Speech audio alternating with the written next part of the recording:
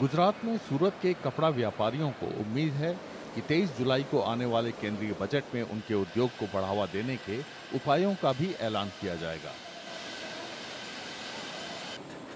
वे GST में कटौती के अलावा एमएसएमई अधिनियम की धारा 43B(H) में बदलाव की मांग कर रहे हैं। इसमें देर से भुगतान करने पर जुर्माना लगता है। नाराजगी तो इस बात की है कि एमएसएमई लगी है, उस दिन से क्या है, धंधा कम हो गया लोगों का। बड़े लोगों को कोई फर्क नहीं पड़ा है, छोटे लोगों को बहुत परेशानी आई है। पैसा समय पे आता नहीं है, वो प्रॉब्लम है। अच्छा, अगर सरकार ने एमएसएमई लगी है, 45 दिन की धारा रखी है, तो यहाँ से माल जाता है तब तक उसके पास पहुँचता है, पार्टी के पास तब तक 45 दिन हो जाते हैं। तो गवर्नमेंट से ये रिक्वेस्ट है, अगर हम माल देते हैं और 45 दिन से पैसा नहीं आता है, अगर डूब भी जाता है, तो फिर उस पैसे की जवाबदारी किसकी है? कपड़े के ऊपर 5% है, लेकिन 1000 के ऊपर लहंगा हो जाता है, स्टेज उसके ऊपर 12% जीएसटी लगती है। तो ये कई बार कंफ्यूज पैदा करते हैं। तो हम चाहते हैं कि यहाँ का जो सूरत से कपड़ा बन के जा रहा है, सबके ऊपर 5% ही जीएसटी रहे। दूसरा जो ये आ रहा है 43B(H), इसके कारण मार्च से अभी जनवरी से लेकर अप्रैल तक हमारी जितने भी सीजन है, सबके सब सीजन एकदम मीडियम गई है, एकदम समझ लो फैल जैसी गई है, उसमें कोई उठाव नहीं आया। सबसे बड़े इसका कारण था 43B(H) के कारण।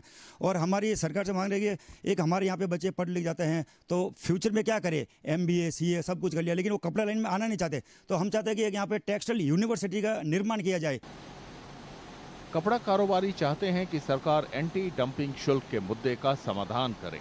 उनका कहना है कि इससे कच्चे माल की लागत बढ़ गई है और मुनाफा कम हो गया है।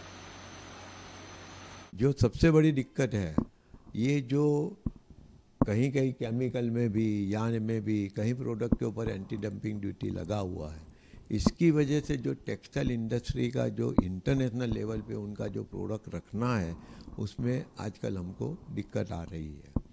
क्योंकि एंटी डंपिंग ड्यूटी लगने से जो केमिकल है या रॉ मटेरियल कोई भी है, जैसे यान है, केमिकल है, तो उनके रेट 2-3 गुना हो गए हैं।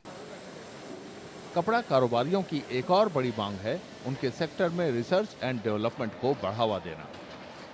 हमारी डिमांड काफ़ी टाइम से है टेक्सटाइल यूनिवर्सिटी की, कि यहाँ पे बच्चे पढ़े और आगे इस व्यापार में आए। तीसरी हमारी छूट R&D, रिसर्च एंड डेवलपमेंट एक केंद्र बनना चाहिए, जिससे यहाँ नई नई किस्मों के ईजाद हुए। जैसे आज केले के पत्ते से भी कपड़ा बनता है, तो कई तरह के कपड़े बनेंगे, तो धीरे धीरे मंडी विकसित होगी। तो कुल मिला के आशाएँ काफ़ी है।